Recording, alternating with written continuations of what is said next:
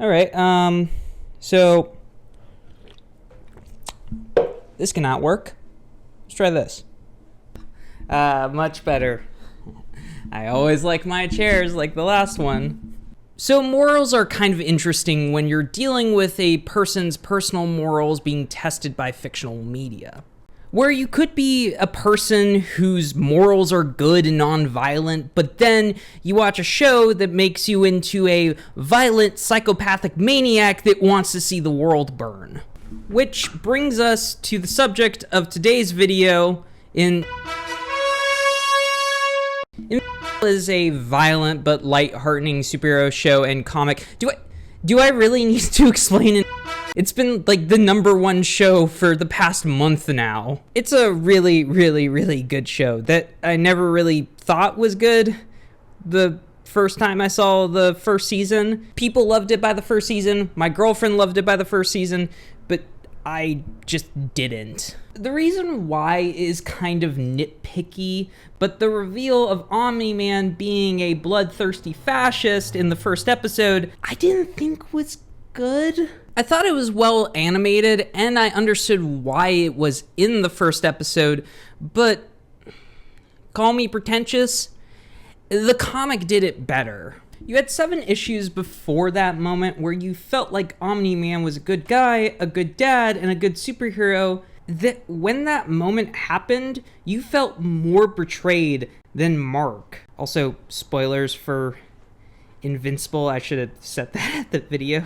This reveal in the comic betrays both what you thought were the morals of Omni-Man and your own morals towards him, which then led to that final battle where you wanted Omni-Man to get this shit beaten out of him because you had that emotional reaction. But because that moment happened in the first episode, 20 minutes doesn't really let me have an emotional connection. More than 7 issues of a monthly comic made me have that response. Until I felt that way when I got to season 2 and 3. There was something that the show did that was so unique to it and Invincible as a whole that it got me to have that same moral conflict and change like the comic did, and maybe even succeeded the comic. So now I want to unpack that in a 3-part video.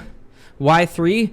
Why there's 3 seasons of Invincible and 3 omnibuses of the comic. So yeah, it's 3. Part 1, the visuals. I start with the visuals because the animation department needs their due over the writing department. And Ryan Ottley is a comic book god whose Hulk is the best Hulk. His Hulk turns into a fucking spaceship. But I also want to look at the visuals first because there's a way the visual style mixed in with shock value can twist you around emotionally in a unique way. And first, I should clarify why Invincible's shock value is different from shows like Game of Thrones, The Boys, or Attack on Titan, to give an animation example. And it is because it has to deal with how we interpret visual language and visual culture. I've talked about this on the channel before in the very, very long Uzumaki video for a brief second,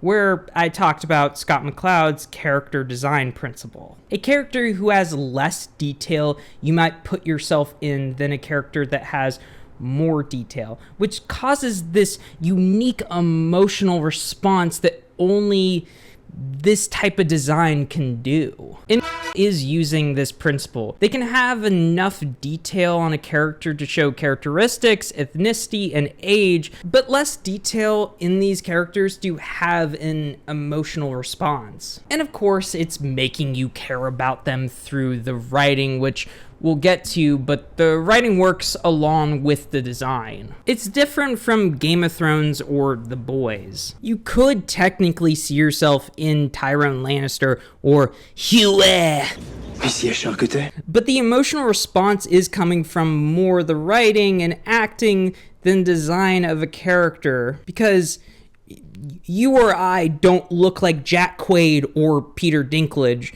which if you do, then How can you watch these shows? I mean, like, are you okay? Do you need help? I can help you. With this simpler design, it can help with how the animators make reactions so extreme that it amplifies your own emotional response. So in Season 2, Episode 8, when multiverse hopping villain Angstrom Levy crushes Debbie's arm, your response is both in line with Debbie and Mark's. I'm in danger, save me, and I'm gonna beat the living shit out of you because you hurt my mom. All those good morals are out the window and replaced with wanting to see Mark really take out Angstrom Levy. You're never thinking, is this wrong to actually kill a villain, only that the villain tried to harm someone close to you. With you seeing yourself in that conflict and having that emotional response that becomes more than shock value. The violence in The Boys and Game of Thrones has this shock value that after the first few times of seeing it, it can kind of be numb. Invincible, having the same amount of violence, always shocks you even when you think you're numb to it. By just the fact of the simple design principles the animation are presenting. But it's also playing to your shock by what you know about American Saturday morning cartoons. This is why I brought up Attack on Titan, because someone could make the argument that Attack on Titan is working on the same design principles as Invincible. Of course, the designs of Attack on Titan have enough detail to give characters a certain distinction from one another, but less to actually put an audience in those characters. But why is the shock value different from... Well, it almost has to deal with the fact of how we perceive anime culturally, where anyone who found anime outside of Japan looked at it as a cool adult version of American animation, where protagonists die, then come back to life, characters die abruptly, government organizations you thought were good are actually bad, destructions of cities, fascism, and mass G-word happen. I'm not taking any praise for Attack on Titan because it does do a lot of these tropes better than some anime, which make the shock value effective, but this type of stuff that Attack on Titan's doing has been shown in anime a lot. Please put the guns down. With Invincible, on the other hand, taking more of the style of a mid-aughts to early 2010 Saturday morning cartoon, it's almost fitting in with the cartoons of my generation, Gen Z. The likes of cartoons like Ben 10, Young Justice, and Generator Rex. Does anyone remember Generator Rex?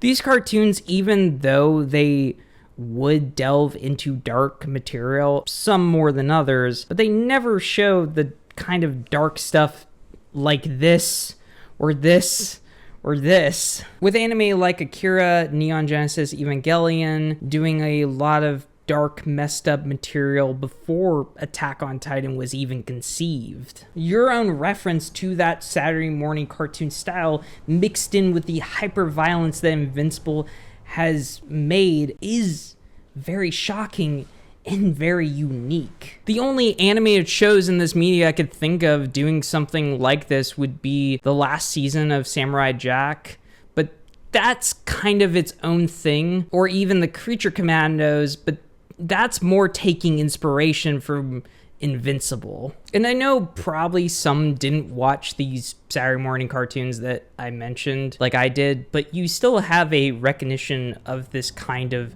visual culture that is presenting. The color palette of so unique to bright, morally innocent cartoons that my youth and others could recognize from other animated shows. This color palette, even when there's a scene that is very violent or real, they never change the palette unless for a few scenes. The palette is not trying to be grounded, which allows the hyper-violence to stand out more and become more shocking. But this moral response is being tested by the show, though.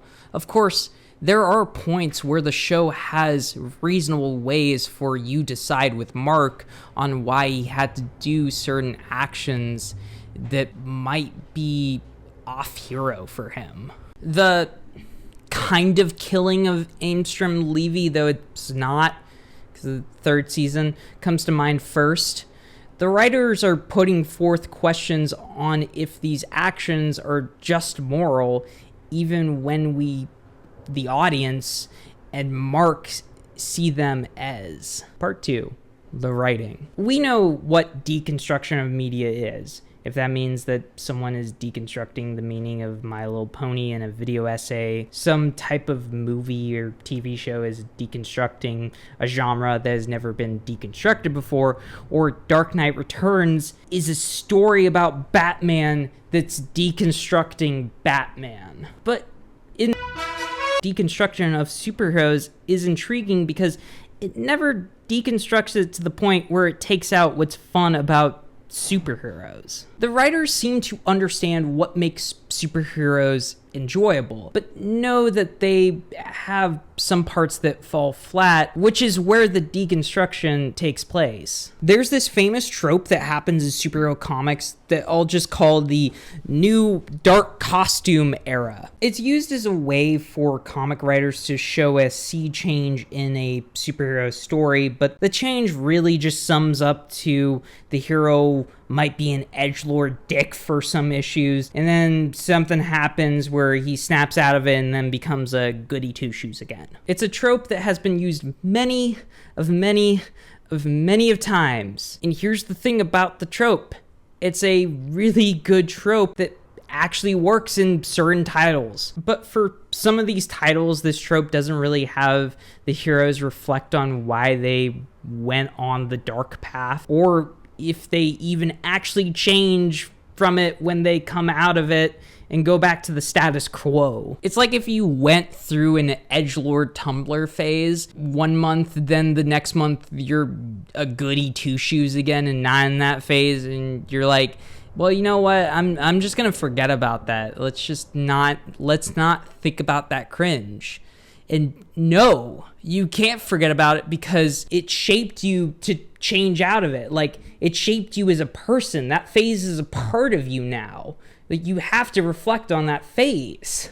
Shut up! Does the new dark costume era, or NDCE for short, but what it does differently with the NDCE is that Mark actually has a reflection on this. The line, "I won't hesitate to kill anyone," happens literally at the end of season 3 after he gets the suit, after he fights with Cecil, and after Angstrom Levy comes back, and that one fight that we'll get to later. The writers, in playing around with the NDCE, actually have Mark really think about why he's doing the things he is doing. In fighting with Cecil, there's a reason for Mark to go against him, for using St. Clair and the new Darkwing, because we saw what those characters did in Invincible. But the writers test this reflection with a moral pull against Mark's own dark decision. Cecil fights with him about what he did to Angstrom Levy, or even what we saw with different universe versions of Mark, or what he did to Jesse Pinkman.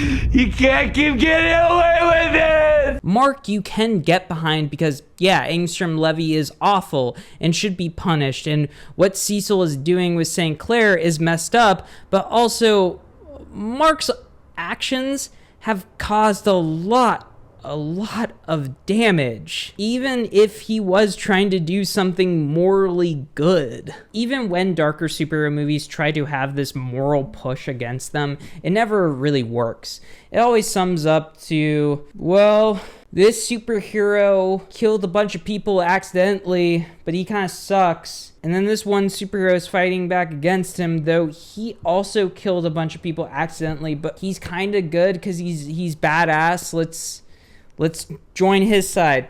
Come on, guys. Let's join his side. There is no reflection on their actions that has us, the audience, have a fight with our own moral identity to these characters But with Invincible, there is. Angstrom was going to kill Mark's mom and little brother, so Mark had to stop him because he couldn't get stopped by anyone else. Mark had to fight against Nolan because if he didn't, the world would become a hellhole that created Angstrom Levy. But let's say you're gonna argue against Mark that his actions still cause a lot of death around him, and if he were to go full-blown edgelord Tumblr phase like his other multiverse parts, and whatever morally good is in him is just gone, who will stop him? Jesse Pinkman wasn't wrong about what Mark has done and the damages that he's caused. Say you want this! I want this. Then do it yourself. But the thing about it is we still trust Mark not to be this way. I mean, for now. These moral changes the writers go back and forth on, arguing which is right or which is wrong. They give you no answers in what you're supposed to think about these characters' actions, but allow you to make your own arguments with yourself while, other people on YouTube just watch you make these arguments with yourself. But here's the thing. They make you throw away what is wrong when they allow so many different media to come clashing with each other, and probably the greatest episode of a fight in television history. Part 3, Conquest. My girlfriend never read Robert Kirkman comics like I did. She never poured into the worlds that he created in his comics, the nuanced writing that he brought to each issue of Invincible and The Walking Dead. As a little kid reading these comics, they felt very familiar but different from what I read. So I knew that I was having a different experience emotionally when Conquest showed up. A fight that I thought was one of the greatest superhero fights of all time that had me on the edge of my chair when I read it as a little kid. This experience came back to me as I watched it again, and I saw Mark bash his head into Conquest head. But my girlfriend was having that experience for a different reason. By metafiction, I mean that literally. This was a rematch between Glenn and Negan, where Glenn actually won. My girlfriend doesn't know this moment in the comics, but she remembers that scene that took place 8 years ago, when Negan bashed Glenn's head in The Walking Dead. She told me that she stopped watching the show when that happened. So when she realized that Negan was voicing Conquest and knew what was going to happen, all of those conflicts of if Mark is a good guy or not went out the door to see not Mark, but Glenn beat up not Conquest, but Negan. It's interesting because for all reasons, Mark has seen the damage that literally himself had caused. Both Cecil and Jesse Pinkman were in some ways right, but that didn't matter with the Conquest fight. The Conquest fight is interesting because Invincible's storytelling works in two ways, episodic and serialized storytelling. Each issue would be a very unique issue to whatever story Robert Kirkman had planned for that month, but it hinted at a overall story in the series to cover in the future. The show does do this with a lot of the episodes in the season feeling more one-off stories than actually having a season-long arc that sometimes can work and sometimes not. But the Conquest fight rebels in this type of storytelling. It is a fight that by nature would just be looked at as a villain of the week fight in both the comic and show. But it's the greatest fight of all time for that reason. For the show, though, it rebels in that fact, but also in having Jeffrey Dean Morgan do the voice.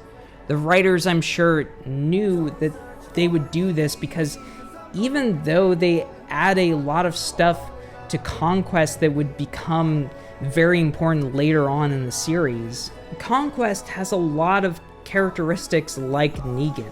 The way Conquest plays around with his victims, how even though he is a monster, you still have this weird liking for him, for how charismatic he is in a psychopathic nature. The "I'm so lonely" line, the most famous and memed line out of the whole season, feels like something Negan would say to one of his victims. It even gives hints to Negan with both a monstrous and heartbreaking backstory to what he's saying. But what all this does is keeps reminding you that this is a rematch against Glenn Negan. Your nostalgia is taking over. When Mark is basically killing Conquest by bashing him in the head, you're not remembering Mark's moral conflict in the last episode before that, but Glenn getting his sweet revenge. This had stopped becoming you watching Invincible, but you were watching 8 years of a character that you loved coming back and facing the person that killed him, which made something like good morals become nothing. This fight was bigger than you or me. Every single struggle, every single fist to the face, every single blood that was pouring out was not something that happened right now, but something that had been building for years. The morals of Invincible crash as Mark kills Conquest with one last headbutt.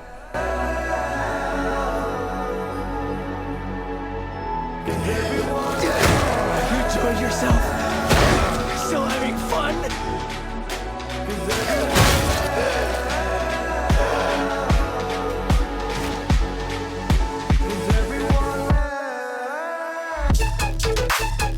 Hey everyone, I just want to say thank you for watching the video. This one was kind of an interesting one. I just watched Invincible Season 3 and I just needed to talk about it, so I hoped you liked it. If you like this, like, subscribe, do all that. And join my Patreon or send me money on Venmo if you want to support me just once. Love you guys and hope to see you again. Hoped you liked Invincible too.